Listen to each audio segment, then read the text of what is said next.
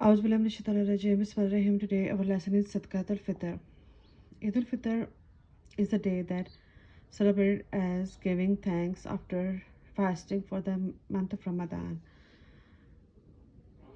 The Sadqa charity that the Sahariya has instructed Muslims to give on this day is called Sdqatul Fitr. Muslims are encouraged to think of their poor brothers when they celebrate a happy occasion and to make an effort to ensure that they also share the happiness. When Allah has favored some of His worshippers with so many bounties, they should in return show kindness to the needy servants of Allah subhanahu wa ta'ala. So they have been instructed to make arrangements whilst going to the Eid Salah for their poor brothers to be able to meet their needs. It is for this reason that Allah has made it compulsory for Muslims to give a specified amount from their wealth as Sadaqatul Fitr to the poor Muslims on the day of Eid al-Fitr. The amount of Sadaqatul Fitr. If a person intends giving wheat flour, or crushed wheat as Sadaqatul Fitr, he should give it at least 1,662 grams of it to a poor person. If a person intends giving barley flour, crushed barley, or dates as Sadaqatul Fitr, he should give at least 3,324 grams of it to a poor person. A person can also give anything else beside wheat, barley, or dates as Sadaqatul Fitr, such as maize, rice, gram, milk, oats, etc. In this case, he should give a poor person that much of the food that equals the value of 1,662 grams of wheat or 3,324 grams of barley or dates.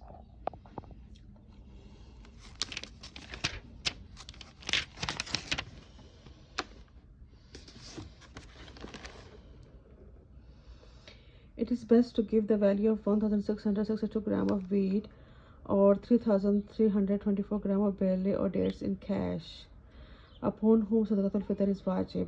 It is wajib for every free non-slaves, male and female Muslims, to pay Sadaqatul Fitr when she has wealth equal to that of Nisab. It remains wajib on them even they were unable to fast during the month of Ramadan. The Nisab for Sadaqatul Fitr. The Nisab for Sdqatul Fitr is the same as that of Zakah. The difference is that Zakah will be fard on those who have wealth that is equal to Nisab in the form of gold, silver, cash, and goods in trade. Whereas for Sdqatul Fitr, all one's wealth beside the basic necessities and debts will be included when calculating whether one has a Nisab or not. Therefore, if a person possesses extra clothing, utensils, properties, and other assets that he does not use, the value of these things will be included when working out whether or not he needs to pay Sadaqatul Fitr. If the value of these things is equal to or more than the value of Nisab, he will have to pay Sadaqatul Fitr, even though he doesn't have to pay Zakah. Another difference between the Nisab of Zakah and that of Sadaqatul Fitr is that even one does not have the wealth for a complete lunar year, Sadaqatul Fitr will still be wajib. The only condition for Sadaqatul Fitr to be wajib compulsory is that one must have the wealth in one's possession at the time of Subha Sadiq to dawn on the day of Eid al-Fitr, on whom Sadaqatul Fitr is wajib compulsory. If a person possesses wealth equal to the value of Nisab, he will have to pay Sadaqatul Fitr for himself and for his minor non-baligh children. However, if minor children have wealth of their own which is equal to Nisab, the Sadaqatul Fitr can be paid from their wealth. One does not have to pay Sadaqatul Fitr on behalf of one's parents, wife, and mature children. However, it will have to be paid on behalf of one's child who is insane. It is wajib upon a woman to pay Sadaqatul Fitr for herself only. She does not have to pay Sadaqatul Fitr for her parents, children, or husband. When does Sadaqah Fitr become compulsory? Sadaqah Fitr becomes wajib on a person as soon as true dawn Subha Sadiq breaks on the day of Eid al-Fitr.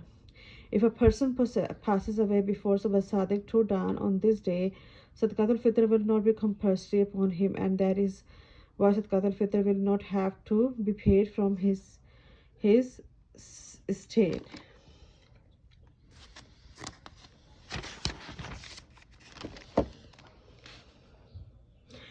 So Sadaqatul Fitr needs to be paid on behalf of child that is born before the true dawn on the day of Eid al-Fitr. There will be no need to pay Sadaqatul Fitr on behalf of any children born after true dawn of this day, to whom Sadaqatul Fitr can be paid. Sadaqatul Fitr can be given to anyone who deserves zakah, so anyone who cannot receive zakah cannot receive Sadaqatul Fitr.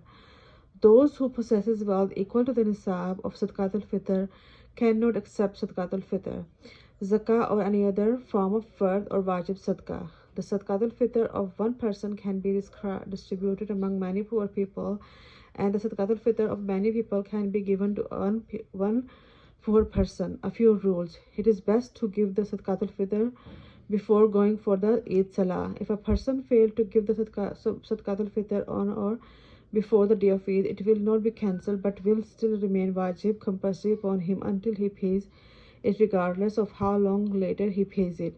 It is permissible to pay the Sadaqatul Fitr during the month of Ramadan and even during the month before it. Example, Shaban or Rajab. Questions. What is Sadaqatul Fitr? What amount should be given as Sadaqatul Fitr? If one intends to pay Sadaqatul Fitr with any else besides wheat, barley or dates, how much must be given? Does a person give to pay Sadaqatul Fitr if he possesses wealth equal to nisab on the night before Eid al-Fitr?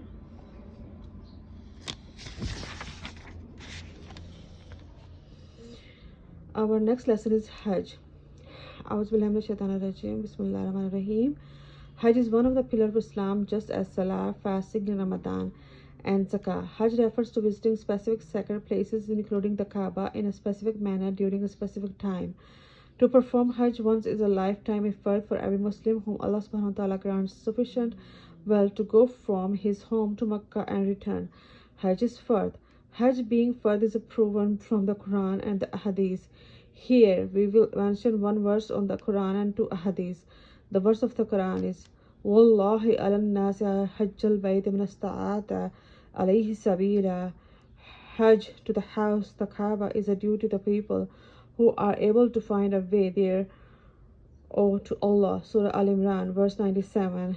This verse of the Quran makes it clear that it's for people to perform Hajj if they can afford to do so. A hadith. Abu Sa'id Khudri radhiyallahu anhu narrates that Rasulullah sallallahu alaihi wasallam said, Allah has made Hajj fard for you people, so ensure that you perform it. Rasulullah sallallahu alaihi wasallam said that Islam has 5 pillars. They are to bear witness that no one is worthy of worship but Allah, and Muhammad sallallahu alaihi wasallam is the messenger of Allah. To perform Salah, to pay Zakah, to visit the house of Allah for Hajj, to fast during the month of Ramadan. These hadiths also make it clear that Hajj is fard and also that it is part of the foundation of Islam. The virtues of Hajj.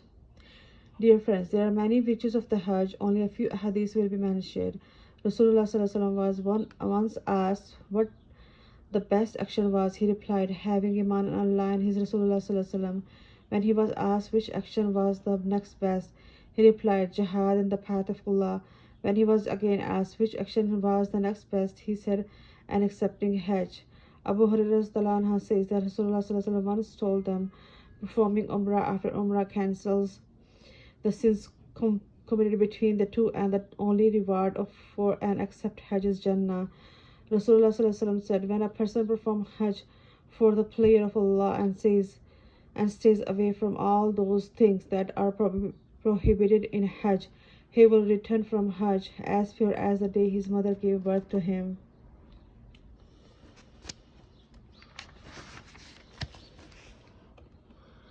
Warning for not performing Hajj.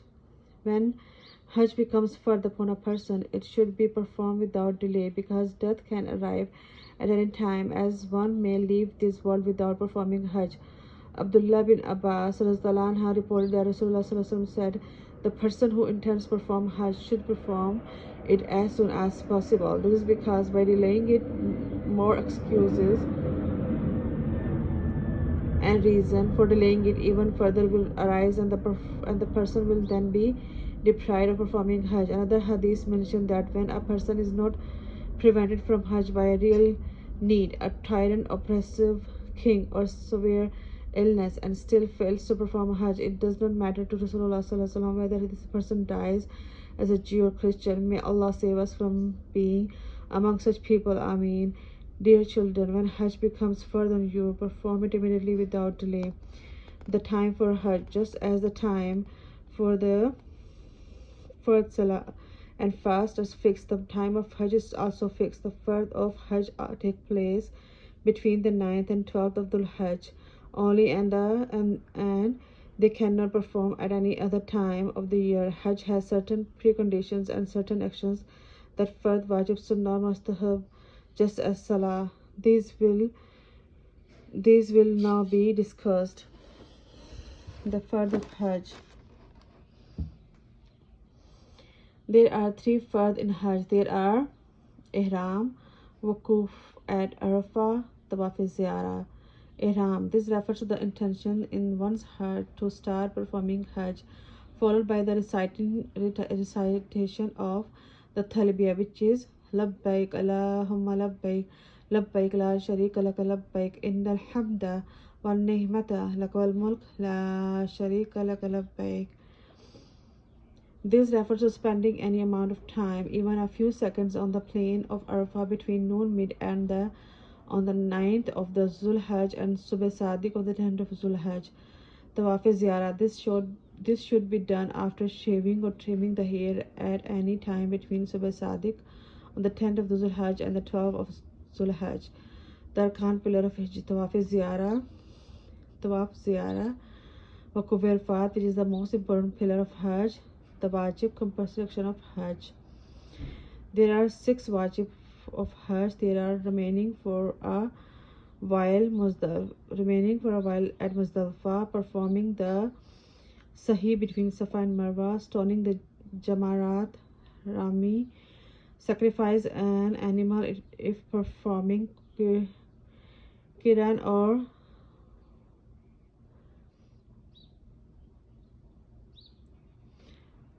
Tamatu Hajj, shaving or trimming the hair.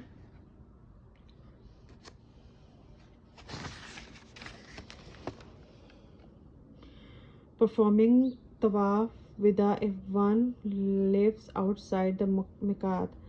The detailed rules of Hajj have not been mentioned here. A person who intends performing Hajj should find out the necessary rules of Hajj before leaving home. To do this, she may refer to a reliable book and study thoroughly, because it is wajib for such a person to learn the rules of Hajj. Umrah. The dictionary literal meaning of Umrah is a visit. In Shaharia, Umrah refers to entering the state of Ihram at the Miqat or within the hill area between the Miqat and Haram, and then performing Tawaf of the Kaaba, followed by Sahi between Safa and Marwa. Performing Umrah once in lifetime is Sunnah Muakkada. The difference between Umrah and Hajj is that Hajj can only be performed during the days of Hajj, whereas Umrah may be performed during any part of the year. However, it is makruh tahrimi to perform Umrah during the 5 days of Hajj, namely the 9th to the 13th of the Dhul Hajj. This is because Hajj is fard while Umrah is Sunnah. Visiting Rasulullah Sallallahu Alaihi Wasallam.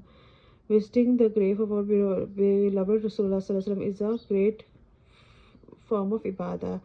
Rasulullah Sallallahu Alaihi Wasallam has encouraged Muslims to visit his graves and has mentioned that the person who does not visit his grave despite having the ability to do is an uncaring and unjust person. Rasulullah Sallallahu Alaihi Wasallam has also mentioned that the person who visits his grave shall be his neighbor on the day of Qiyamah. In other hadith, Rasulullah Sallallahu Alaihi Wasallam has mentioned he who perform Hajj and then visits may grave visits my grave after my death will be as though he had visit me during my lifetime. Subhanallah. Rasulullah SAW also has mentioned that the person who performed Hajj without visiting me has indeed oppressed me. In another hadith, Rasulullah SAW has mentioned my intercession becomes compulsory. My intercession becomes compulsory for the person who visits my grave. Therefore, whenever you go for Hajj, you should ensure that you visit the grave of Rasulullah SAW in Medina. Questions: what is the Hajj and what is Umrah? What is the difference between the two? What are the virtues of Hajj? What is the ruling of the Sahih as far as visiting the grave of Rasulullah SAW is concerned?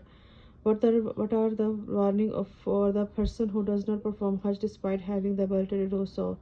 Explain the wajibat and fard of Hajj. Between which two times is it compulsory for a person to remain in Arafah?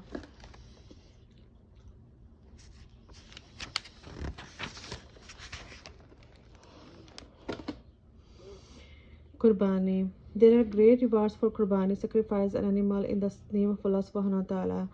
This is because it is great sunnah of two great prophets, Ibrahim alayhi salam, the friend of Allah, and our beloved Prophet Muhammad sallallahu alaihi wasallam.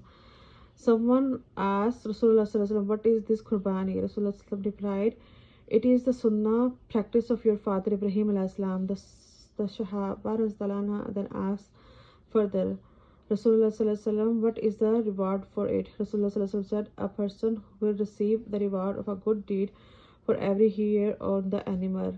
Rasulullah sallallahu alaihi wasallam also said, on the days of the Qurbani, the best act of ibadah is Qurbani, and during these days there is no deed more beloved to the Allah subhanahu wa ta'ala than this. Rasulullah sallallahu alaihi wasallam has encouraged Muslims to carry out the Qurbani with a happy heart because Allah subhanahu wa ta'ala accepts it before the blood of the animal even touches the ground, upon whom Qurbani is wajib. Qurbani during the days of Qurbani is wajib upon the person on whom Sdqatul fitar is wajib. It is wajib for a person to perform Qurbani only for himself and not on behalf of his wife and children. If his wife has the nisab, Qurbani will be wajib upon her and she will have to perform it from her wealth. Although Qurbani is not wajib, if Sdqatul fitar is not wajib, one will still be greatly rewarded for carrying it out. It is permissible to carry out a Qurbani on behalf of deceased persons such as one's parents, Rasulullah sallallahu alaihi wasallam, his family, the Sahaba, one's ustad, religious teacher, etc. Qurbani is not wajib upon a traveler. However, if a traveler returns home before sunset of the 12th of Dhul Hajj, or if he makes the intention to stay 15 or more days at a place in which he is, Qurbani will be wajib for him. In the event that he is unable to slaughter an animal before sunset of the 12th, he will have to donate the animal or its practice to the poor as sadaqah. The same applies to the poor person who gets the equivalent of nisab before sunset of the 12th of the Zulhajj. Qurbani will be wajib upon him/her. Qurbani is not wajib for a minor non-baligh child, even though she has a wealth which is more than nisab. The time of Qurbani. The time of Qurbani begins from Subh Sadiq of the 10th of Zulhajj and ends at sunset of the 12th of Zulhajj. Although the Qurbani can be done at any time during these 3 days, it is best to do on the 10th.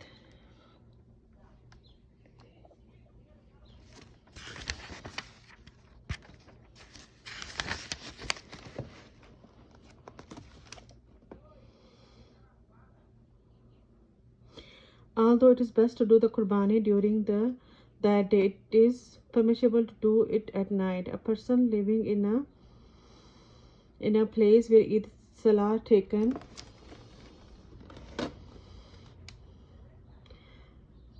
place cannot perform the Qurbani until the Eid Salah is over. Only people living in the rural areas where Eid Salah is not performed may do their Qurbani after Subh Sadiq. Therefore, if a person from a city goes to a rural area where Eid Salah is not performed, he will be allowed to do his Qurbani after Subh Sadiq. Similarly, if he sends his Qurbani animal to the rural area, it can be slaughtered after Subh Sadiq before the time of Eid Salah. The time of Qurbani expires as soon as the sun sets on the 12th of Zulhajj. So, tomorrow, inshallah, we will continue our lesson, the method of performing Qurbani. The method of performing Qurbani. So, until then, Allah Hafiz. Assalamu alaikum.